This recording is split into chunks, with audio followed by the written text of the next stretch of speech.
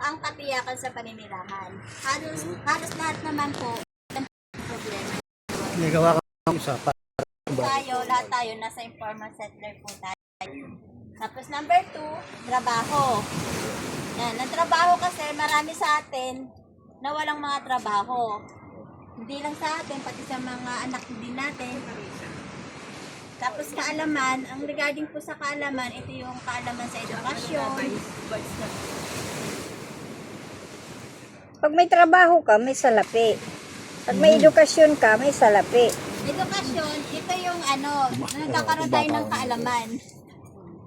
Sek? Na number 3, kalusugan at gamot. Ha? Ba't may gamot? Sa kalusugan, ito yung karamihan din sa amin. Katulad sa amin, sa Manuyudos, kulang kami ng mga gamot na libre. Hello, Imbis para na happy makakuha ending. tayo ng mga libreng gamot sa mga center, halos wala. Nasaan Bakit? napunta, di ba? Tingin ko. Tapos sa third D, kalinisan sa komunidad. Ito rin yung isang problema natin dahil tulong din tayo sa disiplina sa sarili. Kailangan kasi sa isang tahanan, magmula doon yung disiplina. Dati mga magulang, kaya yung dapat nag-agay din sa mga anak natin kung paano sila ihubog sa ating tahanan hanggang mayakay nila sa labas. Tapos sa Nagre-report na ba kayo? Oo, Ay, hindi namin namin tinigil. yan layo mo eh. Mapit ka kasi dito. Lapit ka. Tapos, Wala ko nagkukwento Tapos na ka ba kami. Diyan na sa GMR sila. yan, ito, kakulungan sa GMRC. Yan ang maraming wala sa atin. Sabi ni Paring Louie. Sa isang samahan po, good moral and right conduct. Grade 12 pa Ano lang, naman yan? tinuturo na yan. Kailangan po, kung meron man tayong isang tao naging kagalit or what, maging mahinahon po tayo sa lahat ng bagay. Kung once na may narinig man tayo na hindi maganda sa atin, na nakasakit man yung isang kapwa natin, pag-isipan muna natin, kasi nga, sabi nga nila kanina, yung takbo nakasakit namin.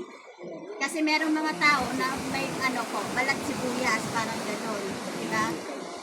Tapos, letter G, kakulangan sa mahalagang impormasyon sa palatuntunan sa grupo. Panuntunan. At panuntunan sa grupo. Ito yung isa ring dahilan kaya nagkakaroon ng hindi magandang samahan sa grupo na hindi naiayos o nag-deliver yung mga tasking o yung mga pagsunod nyo, hindi nyo sinusunod sa tamang oras. Parang gano'n, di ba? Kunyari sa isang leader, o ganitong oras tayo, kailangan, isa talaga yung number 1 na sakit talaga Sino kaya yun? Sino kaya yun? Naging tayo, Filipino time talaga tayo. Talagang sinusunod talaga natin. Kailangan, pag-uli natin. Lahat tayo ganyan kasi wala naman perfecto. On time kami ha. Tapos, hindi pagsunod sa anumang alintuntunin. Yan na rin yan. Alintuntunin na ipinayag sa isang grupo. Yun. Ito na huli. Tapos number 3, Last. ay Letter last, J. kakulangan sa pagtiwala at kakayahan sa sarili. Kaya minsan meron din tayo. Kasi sa sarili natin, minsan meron tayong gusto hayaan muna natin. Hindi tayo nagtitiwala sa sarili natin. Nakaya pala natin. Na kaya pala natin. Siguro sa ganyang sitwasyon po, diba dahan-dahan naman po yan eh. By experience po, dyan po tayo lalabas. Oh, dito Tapos, yun. Diyan. Tapos ano ang dapat pagbutiin sa serbisyo sa Las Piñeras Communities? Number 1, malawak mo kaisipan. Ibig sabihin nito, kalawakin natin ang ating isipan. Hindi lang sa parang yung sinasabi po dyan na maging acceptance, open-minded tayo sa isa't isa. Pag meron man tayong sinabi yung isang natin na hindi maganda or hindi ganun ka pakinabang yung sinabi niya, huwag natin ipahiya, parang gano'n. Iyanan lang natin sa turuan or kausapin siya ng maayos. Tapos letter D, pagsunod sa anumang alituntunin. Para lang naman yun na yan. Oo, pagsunod sa tamang oras. Paggalang at nakikipagkapwa-tao. Yun na rin yun. Nasasakop na rin sa GMRC. Tapos na ito ipagtanggap sa anumang pagkakamali.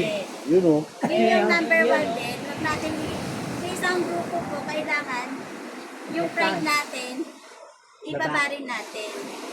Mga fried chicken tayo. Fried chicken. Ito number 1 kayo, no? Isang tao, di ba? Feeling Kisiri, natin, ang kisiri. galing-galing na natin. Pero yung, ano, tingin natin, Kisiri tingin ng talaga? ibang Oo, tao, kisiri ito eh. na iba na Kisiri ko nagyayabang pala na yun. tayo, parang ganon.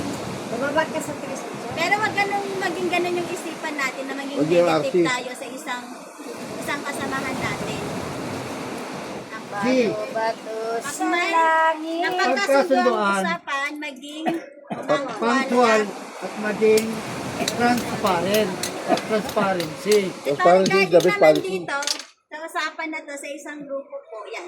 In case na magkaroon man ng problema, may mamagitan po sa inyo at maging transparency sa bawat isa na both side, kailangan marinig niya yung side para alam niya kung paano niya Kaya para masusolusyonan. hindi tayo naliligaw. Opo, yung Huwag ganun. kami Para naligaw wala kami. yung labi, ay nagkakampihan na mga yan, ay ganito, ganyan. O, diba?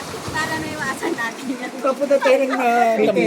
Tapos sa uli, pag-ibayuhin at dagdag kaalaman. Ayan po. Ano, paliwanag ko na yun? Wala. Bali dito, kailangan natin ng more knowledge pa, Amis lang. more knowledge na kaalaman kung paano natin mapabuti yung ating grupo. Number 1 naman siya kasi dyan sarili natin eh. Kailangan talaga sarili natin. Iayos po natin yun lang. Okay, tatlong palakpak. 1, 2, 3. Sa madalit sabi, nobody perfect. Sika perfecto lang po ang tama. Ang perfecto. Perfecto. Okay. Thank you mga kapatid. Next group.